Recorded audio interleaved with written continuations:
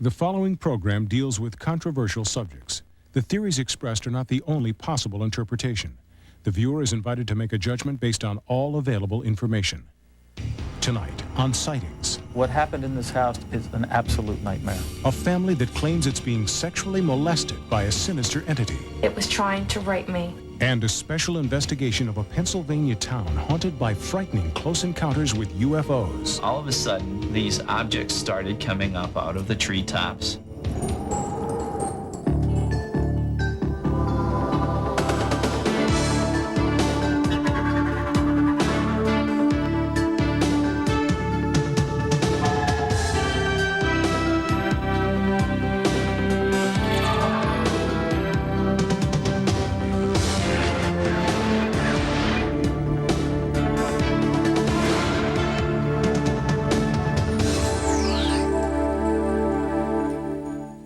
Welcome to Sightings. I'm Tim White.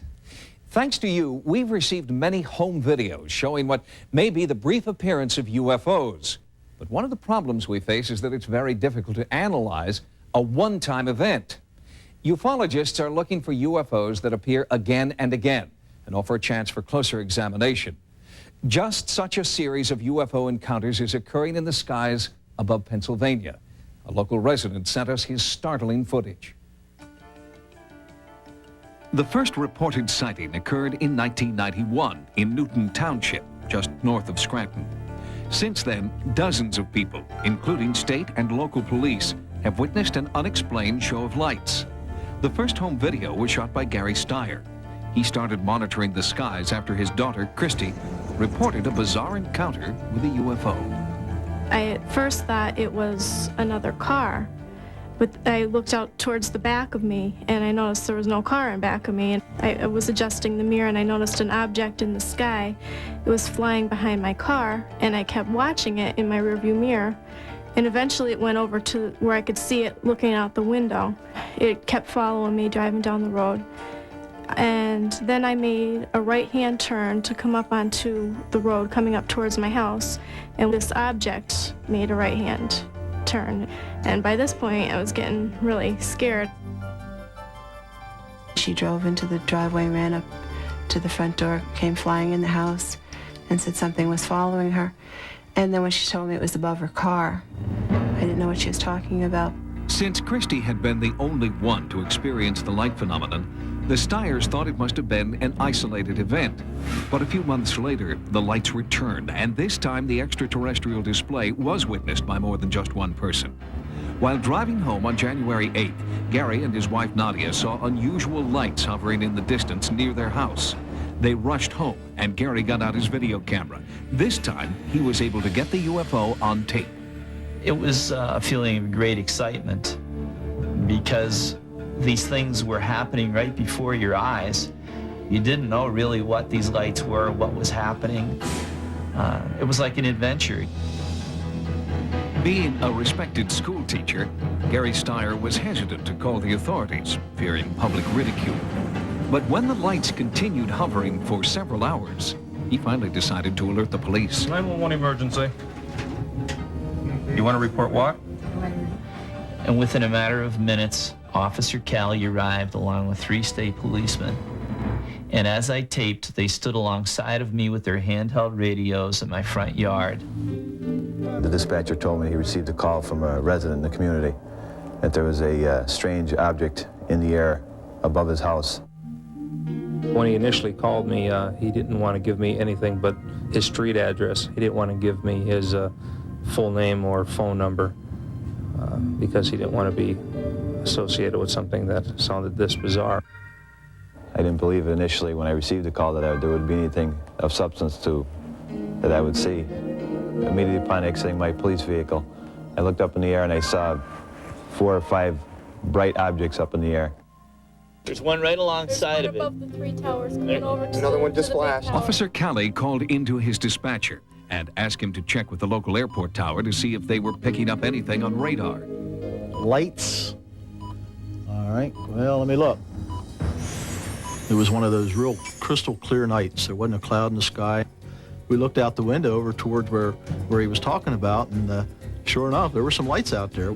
According to local sources, there were no commercial or military aircraft in the area that night, and nothing was picked up on radar.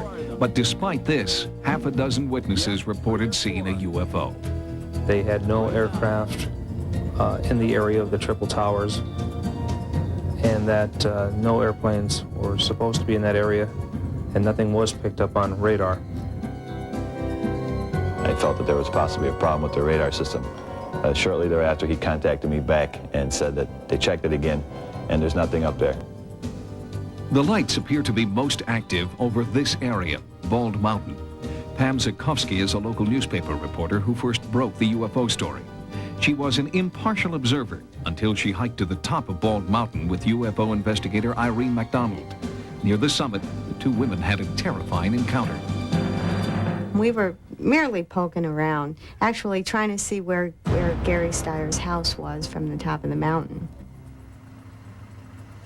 when two men in a pickup truck pulled up, drove up the access road, and they both got out, and one was older and one was younger.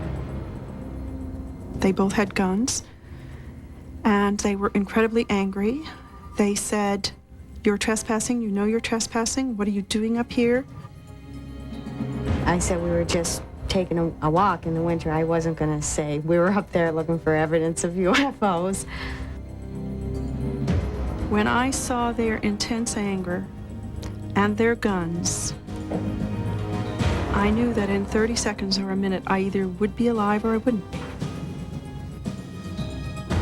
We agreed to leave, but we had only been up there probably maybe 5 minutes at the most. And what's unusual is the fact that almost everybody at one time or another in this area has climbed that mountain for exercise or recreation and never have been threatened with a gun. Pam Zakowski never saw the two men again and believes they were not local. She ran a search on their license plate number, but that has only deepened the mystery. The plate number does not exist in any Pennsylvania motor vehicle record. The identity of the two men is still unknown. Could their appearance be somehow related to the unexplained lights in the area? After the incident on Bald Mountain, the UFO activity has only increased, and more witnesses have come forward. It was just about dusk, and as we were there up by the power lines, all of a sudden, these objects started coming up out of the treetops. They were just everywhere. Seemed wherever we turned, there was another one. I just remembered not hearing a sound. But not everyone in the area believes the lights are UFOs. Karen and Bob Siemens own the airport in Factoryville, about 10 miles south of Bald Mountain. They believe people are simply sighting their newly installed beacon. I think because we had put a new beacon up and people in the area were not used to seeing the light, I really think it's just too much of a coincidence. Investigating the Siemens theory further, we took Gary Steyer's footage and overlaid footage of the airport beacon taken from the same angle. Using a grid system, it appears impossible for the beacon and the lights to be one and the same. We also took the videotape to ufologist Jeff Sainio. After careful analysis, Sainio has concluded that the lights are not conventional aircraft, nor are they a hoax, and they're definitely not emanating from the beacon. My impression of this tape is that it certainly wasn't faked. Here, all of the unusual lights are moving laterally. And so an airport beacon light doesn't move laterally. So that couldn't explain any of the 5 interesting points that I found on this tape. As if in response to increased interest in the lights, the UFO activity has subsided in recent months. But the people of Newton Township keep their eyes and camcorders pointed to the sky, anticipating the return of what some believe is an alien spacecraft.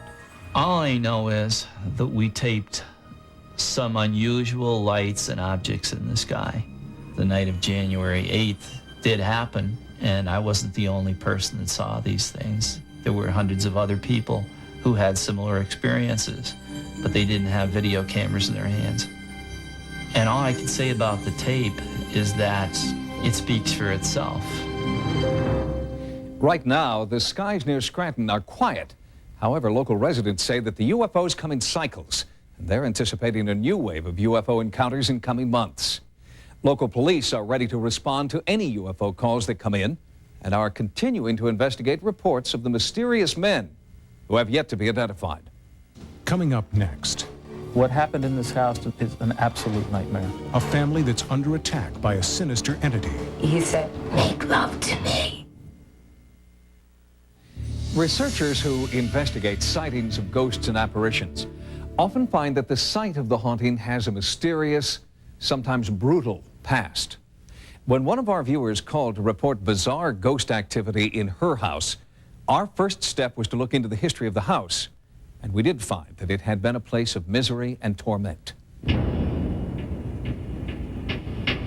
The evil began in 1984 in a small town in central Maryland. It's the kind of town that seems to promise the American dream. But two brothers were living a nightmare in one house in this quiet town. For a long time, it was their secret. But the day the boys, age 4 and 6, told their mother, she told the police. What happened in this house to those two children is an absolute nightmare. The children were raped and molested repeatedly. They weren't safe because of the danger that lived within, and that danger lied in their own father. He was convicted of sexual child abuse, but the boys insisted they were not the only victims.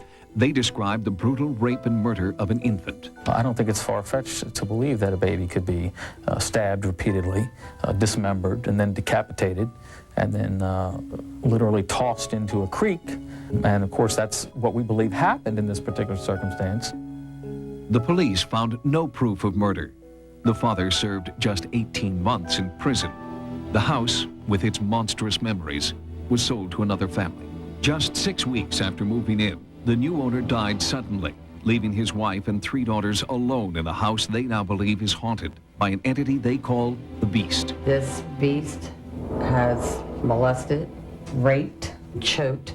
He's touched, he's punched, he's scratched, and I just feel like it's getting stronger. The first time something had happened to me, I was laying in my bed and I woke up for no reason.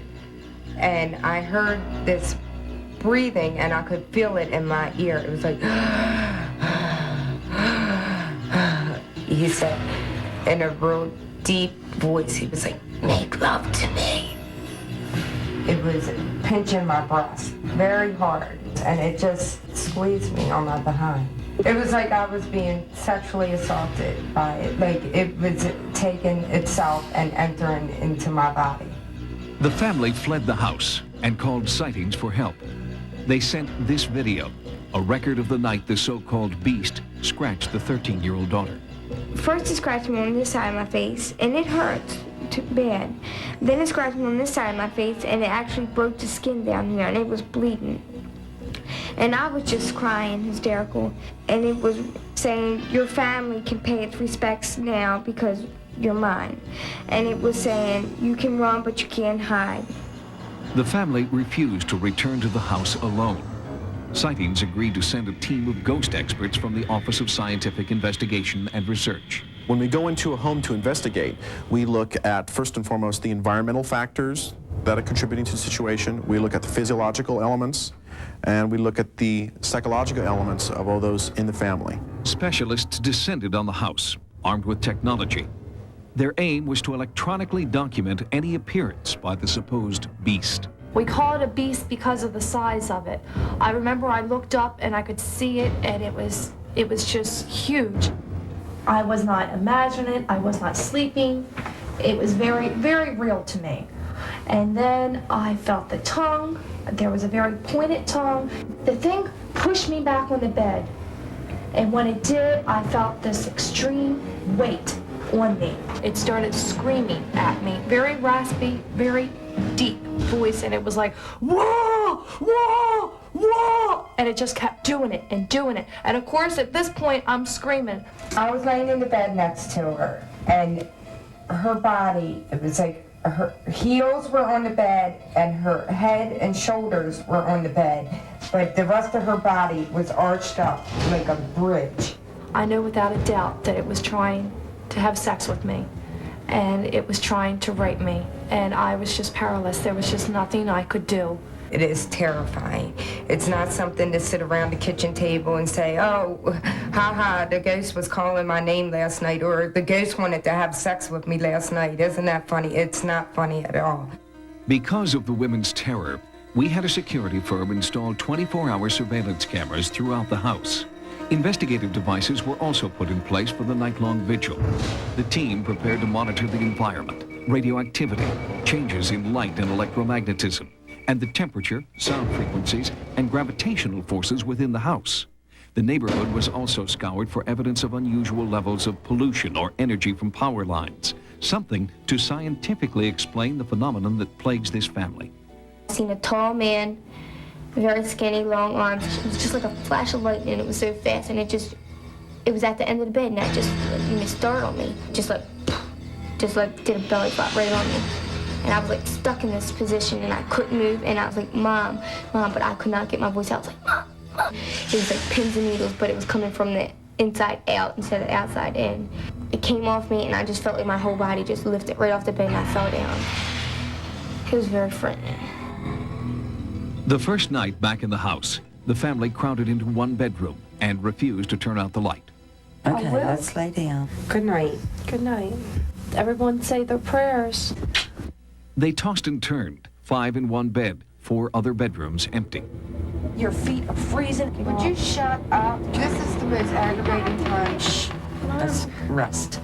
After midnight, one daughter came into the living room for a cigarette. It's about 2 o'clock in the morning. And this usually seems to be the time when it'll start building up. And you'll start hearing sounds in the house if anything's going to happen. And by 3 is usually when it gets to the peak. If everybody's sleeping and the house is quiet, that's when it seems like it's the strongest. I feel like it's here, and I wish if it was, it would just show itself or do something. The night passed without incident. Day 2 brought more tests. Psychiatrist Elizabeth Targ worked with the family. It feels like your heart is beating like very hard against your chest. I feel like I can't breathe. I felt like I was dying. Technician John Pori conducted physiological tests. The family agreed to sleep that night with the lights out, heads wired to measure sleep patterns and dreams. Our camera was equipped with a night lens to photograph the house in darkness. Christopher Chacon monitored the sensing equipment. This was one night the women wanted something to happen, but again, the house was silent. Everything that we saw in the house on Utica Road and everything that's been told to us by the family members could be rationally explained in one way or another according to the laws of nature and physics. I still feel as strongly as we did in the first interview that those things happen in reality. They actually did happen, and they happened the way that I explained them. It's the eternal question for paranormal investigators. If nothing happens, is it all a hoax? Or is the terror the family calls the beast lurking in the background, waiting for the investigators to leave before it will return? I still feel there's a lot of evil in this house. I think that it's the devil personally, and I don't think it's finished. The inability to catch a ghost on tape has proven to be the ultimate frustration for investigators like Christopher Chacon. They continue to work on new, less obtrusive methods of studying ghosts and haunting phenomenon. Until then, the only proof we have that ghosts and poltergeists exist rests with eyewitness testimony. Coming up next, meet the real-life victim of the alien abduction behind the upcoming movie Fire in the Sky. They had these big bulging heads and these huge eyes. In 1975, Travis Walton, a logger from Snowflake, Arizona, disappeared without a trace. 5 friends who were with Walton when he vanished swore that he'd been abducted by an alien spacecraft. Each witness passed a lie detector test telling the same story. The reported abduction is one of the most well-documented claims of an alien encounter on record. Travis Walton's alleged abduction from an Arizona logging camp is now a motion picture titled Fire in the Sky. The dramatic details of Walton's story are unnatural for adaptation to the big screen. But ufologists believe that Walton's experience is more than just a story. They believe it is a true account of alien abduction. We have a saying here, once a contactee or once a witness, it's always so, because it's an event that you will never forget. Are aliens with sinister motives abducting humans for bizarre experimentation? Travis Walton believes that's what happened to him. Sightings took an emotionally scarred Walton and eyewitness Mike Rogers back to the site of the alleged abduction 17 years before. As we're coming up this road here, we could kind of see a light filtering through the trees. My first reflex was that this thing was just going to take right off, you know, that we were just going to get a glimpse of this thing. So just as soon as it stopped, I threw open the door and I started running towards it. And then I realized, you know, this ain't going anywhere. I started to think twice about what I was doing, and as I got closer, I kind of got slower and slower. I turned back around like this, and I could see Walton. He's flying backwards through the air. And when he hit the ground, when I saw that happen, everything was just too much, and I hit the gas, and we were gone. When I regained consciousness, I was in a lot of pain. I saw these creatures. They were small, humanoid looking, you know, like they had 2 arms and 2 legs and 2 eyes, but they had these big bulging heads and these huge eyes. Those eyes were the hardest thing for me. You know, I couldn't look at them. It seemed like they were looking right through me. Screenwriter Tracy Torme has spent 8 years bringing this abduction story to the screen. He is convinced that Travis Walton and his fellow loggers are telling the truth. I suddenly came to realize that this incident was a curse to them. It was something that had happened to them rather than some kind of happy, you know, close encounter type of experience. Since Travis Walton's experience, hundreds of others have come forward to tell similar stories. They share with Walton the nagging fear that someday the aliens will come back for them. The question has come on, do we think Travis will have a second encounter? We have no way of predicting that. We don't consider this case closed. It's still open. The investigations you've seen tonight were all the result of phone calls received from viewers like you. If you've recorded or experienced what you believe to be paranormal phenomena, our Sightings investigative team wants to know. If you've had a paranormal experience, call our Sightings hotline at 1-900-740-SIGHT. Each call 75 cents a minute. Average call lasts 2 minutes, and you must be 18 years or older. Join us next time for new investigations into the unexplained. For Sightings, I'm Tim White. Stay tuned for another episode of Sightings. Tomorrow, after a full hour of Cops, meet the most dangerous mobster in America on an all-new America's Most Wanted special. And Sunday, the incomparable Dame Edna dishes the dirt with guest stars Roseanne and Tom Arnold and Luke Perry on Edna Time, Sunday at 10, 9 Central.